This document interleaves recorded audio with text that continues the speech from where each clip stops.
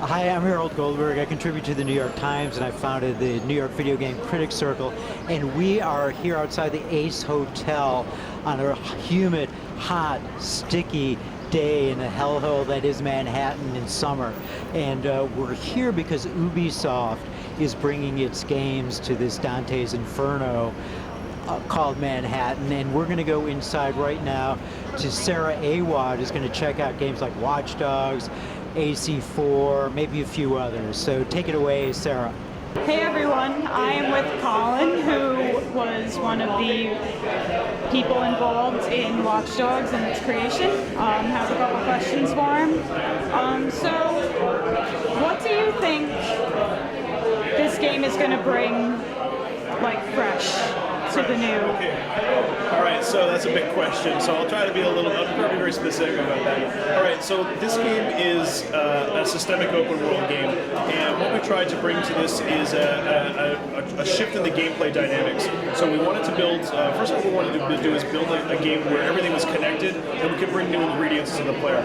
So we built a city. We decided we were going to build a city where everything that was connected by a wireless connection or an internet connection can be hacked, and then we wanted to make that part of the gameplay. So to do that, then we decided we'll have a character. His name will be Aiden Pierce, and he's going to be a vigilante hero, and he's going to be like kind of a hacker type guy who's going to go through the city. He's going to hack everything, and he's going to use this to take down his enemies. He's going to use it to protect his friends. So the big thing here is just how connected the experience is. It creates a very different experience that maybe players are used to playing, because you can be creative and you can be innovative with the way that you use the ingredients. And it's systemic, so all of these systems play together, and it's different every time that you play it. That sounds pretty cool. So in terms of when someone plays this game, what do you want people to take from it at its core? Well, I mean, okay, at its core, the game, like creatively, the game is kind of an expression of the time that we live in. I mean, we're in a time where we're seeing increased surveillance and monitoring. We're more and more wired and connected than we ever were before. And we would like, maybe if we wanted somebody to take away something from this, it would be to just think about how connected you really are. Think about how you fit into this like data cluster that the world is. What is your digital footprint? What are you leaving on the world? So this game's obviously been in development for a while now, and how are you able to, during the process, keep it relevant to what's happening now? Well, a lot of times people come up with a movie or a video game or a book or something, and it seems to be slightly ahead of its time. And I think that that's because often creative people are researching, when they're doing their research, they're asking the experts, what's going on? What are you concerned about? So when we started out, very first thing we wanted to do is we wanted to make gameplay that was fun. So we were focusing on driving, and we were focusing on free running and hacking and how that all fit together. And when we started to think about how you could hack a bridge or how you could open a door wirelessly, we started to realize that these systems are all actually connected together in real life. And when we talk to those experts that are people that are experts in those systems, they're called SCADA systems. These people told us they're very concerned about security. Like, these are the things that control nuclear reactors, are the things that control traffic lights and water systems. And they had already had the concern for this. So we realized very quickly that what we were doing was based in reality. It's not a fantastic thing. The only thing that we've done is compress the act of hacking down to the pressing a button, right? I mean, you don't have to sit there and write the lines of code and try to figure your way through the system. You just press a button and you hack it. That's how we've extrapolated that into our gameplay experience. Awesome. Now, what are we looking at in regards to the story, our main character, okay. More about him? So I'll tell you a little bit about Aiden Pierce. So he's a rough and tumble, kind of a guy who's grew up on the streets of Chicago. He's not maybe the most well-balanced guy, but he's got really good skills. He's really in demand for people. He's kind of crosses the line between being a man of the streets and being a hacker himself. He, through a tragedy in his own family, he's lured back into his old life. He drags up some old contacts and some dirt, and just drags him back into the world that he's trying to leave behind. So why Chicago? Okay, well, when we were looking for a city to pick, we were really enthused by the idea of surveillance, and Chicago was one of the most surveilled cities in North America at the time when we started developing the game. It also offers us a rich, criminal history. I mean, this city's just been ripe with crime for years and years, and it's actually got a very strong historical significance too. It just felt like the kind of place that Aiden Pierce should be from. And it also offers us some unique gameplay opportunities as well, like the structure of the way that the river runs through Chicago with all the bridges offers us the kind of gameplay in the world that fits perfectly with the apps and the hacking that we want to do. Sounds good. So, a game all about interconnectivity and hacking and smartphones. What's this multiplayer going to look like? Okay, so, well, we have some stuff that we're still not ready to show yet, but we did show two things at E3, and I'll explain them in a little bit more detail. The first thing is we showed a seamless multiplayer experience. So we had a player who was playing the game who was actually hacked by another player. So you're not the only hacker in the world, right? This player was trying to hack us and put a virus on our phone to try to enslave us and make us part of his botnet.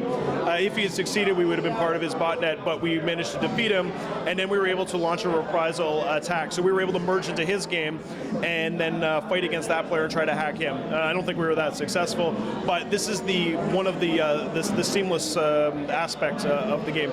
And another thing that we showed on the Sony press conference was one of our players was being pursued by the police, and he pulled down a request, one of our apps that actually asks for help. So your friends can take their mobile app, either their iPhone or their Android, and they can actually play the game with you live.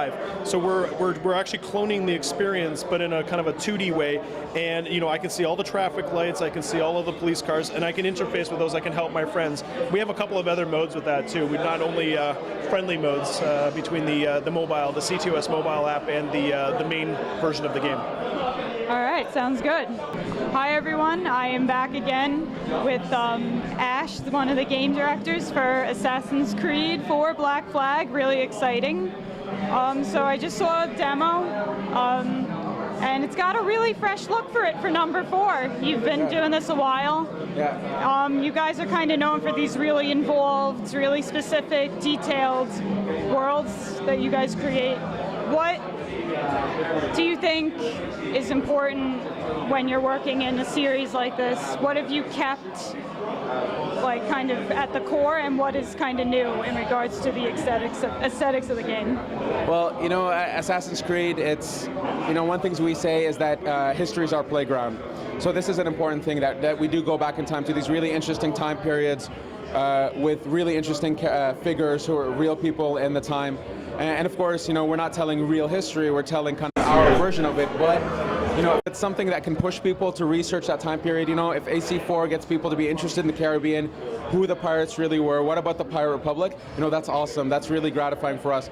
So history as our playground is something that we're going to have at the heart of the brand all the time. For sure, the game mechanics of free running, fighting, stealth, these are all important. These will always be there. But with Assassin's Creed 4, we really pushed ourselves out of our comfort zone to build this really huge Caribbean open world. It's the freshest world we've ever built, the most unique world. We still have the cities, but we have over 50 other locations that are, caves and Mayan ruins and plantations and forts, shipwrecks underwater. So we've really pushed ourselves to take advantage of the next gen, to build a world that we've never been able to do previously. On top of this, because it's a pirate game, the naval stuff, the naval combat, the ships, it's part of the core experience now. Because of that, we have a really impressive progression system. Anyway, all that to say, the next-gen technology, building a pirate game, having the naval stuff from AC3, all of this has come together to allow us to create this bigger-than-life pirate game, and this is what's new for AC4. So what would you say that at the game, at the game's core with this protagonist, and you're going through these worlds, what do you want gamers to immediately connect with as soon as they get into this game? Is it an immersive experience? What is going to drive them to keep playing? Well, the thing is, what's wonderful about this game is that we set out, we have a huge fan base, and we listen to our fans, and our fans are all over the place. Some people love the story, they love the narrative. Some people just love the open world and being able to create your own sort of story in this world, explore it as you wish. And this was something that we really pushed and we tried to improve on. This idea that you have many different storylines that you can be a part of, side missions and different activities. You have the main path, which is a really detailed view of Edward and his struggle with the assassins, with the Templars, his struggle to be a pirate with his pirate republic. And then on top of that, we have this massive Caribbean world that, you know, players can get lost in. Honestly, I would absolutely love, and as a dev team, we would love the idea that you're going to start your next mission. It's somewhere out in the world, you go to start it, but then 45 minutes have passed, you're nowhere near the mission start, and you've just been lost in the world. This would be so gratifying for us if this was to happen. So more specifically regarding game mechanics, what is kind of new? What's going to make this different from past installments? So for sure, the fact that it's a pirate game, all the naval has been completely revamped to be a core experience in the game, to be open world and systemic. So all the naval combat is pretty much, it's much deeper, it's new, a lot of new controls. That's the naval stuff. Boarding, again, something brand new. On the core mechanics side of things, Edward's a pirate, so everything to do with fight has been updated. He now has pistols, and the pistols you can upgrade to carry 4 pistols, and you can use them as part of your combos, and you're actually at some point really need to take advantage of these pistols to use them against enemies, because the fight is actually much harder now. So the fight's been heavily updated, also to reflect the fact that he's dual wielding 2 swords and he's a pirate-style fighter. You know, even the navigation, one thing that we've mastered as time has gone on is the ability to build worlds that have man-made structures, but also natural environments. And this you'll see, for example, the demo we saw today was a Mayan ruin. The Mayan ruin is a perfect merge of man-made and natural. And so being able to navigate in this environment is a brand new experience. It allows us to create really diversified locations. And of course the stealth. We put a lot of effort on stealth. We wanted to make stealth to be a very viable gameplay. You know, if you want to play stealth throughout the whole game, you can. We give you the avenues, we give you the tools. We've simplified all the feedback and the way the rules work, so that it's a system you can play with. It's a system that you can understand and learn and master at some point. And there's challenges that really ask you to play in stealth. So there's a lot that's gone into this game. We've been at it for 2 years now, 2.5 when we ship. So there's a lot for fans. There's a lot in here. So how do you in the design process not get overwhelmed with all these things? You're making an open world game, multiple worlds, and you just throw it in there and you go. How do you not get how do you reel everything in with the design process when you make something like this? Honestly, Assassin's Creed is a juggernaut. You know what, you hold on for the ride. It's a wild ride. It has its ups and downs. You know, we have a massive scope. We have a massive team. But we've been doing this for a few years now. And so we've mastered the processes and the pipelines of how do you start the project. So we always start with a breakthrough. You know, what is going to be special about this game? And then from there we move into conception and we try to figure out, okay, now how do we fill in the details? Let's do the research. So we have these stages and gates in our process that allow us to kind of consume the project in a kind of, you know, small bits at a time. For sure, at some point, we go into production, things explode. But again, we've been doing this for years, so we know how to handle things. We have an internal team that's completely dedicated to communication internally. So there's a group of people, all they do is make sure that people are talking to each other and the right feedback is gone. You know, the vision is presented properly to the different teams, to the different studios around the world. It can definitely be overwhelming if you're trying to take it all in at once, but it is a specialty that we've developed over the years. Yeah. So the next-gen console, what were you looking at specifically with those? And it's multi-platform, right, correct? What's it going to be on again? So we release, in North America, we release October 29th on pretty much all available consoles. So Xbox 360, PS3, Wii U, PC, launch titles for PS4 and Xbox One whenever they're released. So we're really shipping on a lot of consoles. Sorry, I totally goofed up on your question. No, that's fine. Does that change, since you're kind of going on everything, what kind of changes with each? So the thing with the next gen is, you know, we're really able to push the immersion of the world. There's, for sure, visually for sure, it's much more stunning. We're able to push the poly counts, we're able to push the effects. But with next gen, a lot of the features in the consoles are about being connected. So having a single player game, but also feeling like you're somehow playing with your friends or you're interacting with your friends. And the way we do this with AC is there's these unique events that happen in the world. For example, the White Whale. So the White Whale, it's a very rare event. If you've played for 30 hours, you might have had a small chance to see it. But the more friends you have, the more likely you've seen this event, because when a friend sees it, they can, with one button press, share it to all their friends. It'll pop up in their world.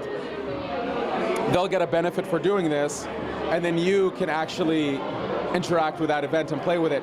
So, you can share stuff with your friend, and the idea is you're all researching the life of Edward Kenway using the Animus. So there is a narrative wrapper how this all exists. This is something that's, again, the next gen has helped us consider and think about. For sure, the immersion, as I mentioned, the companion app. The companion app is something we have that we're supporting. It's a comfort feature, but it's an extension of the game. Edward Kenway has a fleet. When you plunder a ship, you can send that ship to your fleet. And through the companion app, you can actually delve deeper into that game. You can send ships on missions. You can play the fight mechanics through the companion app. So you can be on the bus, gaining cargo, and then it automatically updates in your console game. Anyway, there's a lot that comes with next gen, but we're AC. We pride ourselves on having a big scope, and as a company, Ubisoft supports all the major publishers and all the major first party, I should say. So we give love to all the different consoles. So we're looking at an October release, you were saying? End of October in North America, and then it's a staggered release for whenever the consoles are available. And of course in Europe, I believe it's 1 week after that. All right, sounds good. So don't forget to check this out in October, guys. It's going to be awesome. 15 seconds. All the awesome things about your pirate ship. All right. Sorry, I didn't hear you. 15 seconds. All the awesome things about your pirate ship. So lightning round, pirate ship. Give us a little more about it. Okay, Adewale, your first mate. He's from Trinidad. Awesome character. There's a side mission. There's a set of side missions that develop his story. It's really awesome. Your crew, the more you progress in the game, the more they cheer you on. There's even some funny moments to do with that. The Jackdaw, you have 7 different weapons on it. You can upgrade all of them to your heart's content. Lots of customization. You still have to repair the ship, though. You have to take care of it. You can customize the sails, customize the flags, customize the hull, customize the wheel. There's a lot that you can do with the Jackdaw. And sea shanties. You can get your crew to sing. Who doesn't want a singing crew, right? All right. Well, now that we have all the serious questions answered, I see a giant dance floor right here, so why don't we have some fun and dance like crazy people? That's a wrap from here. Let's have some fun.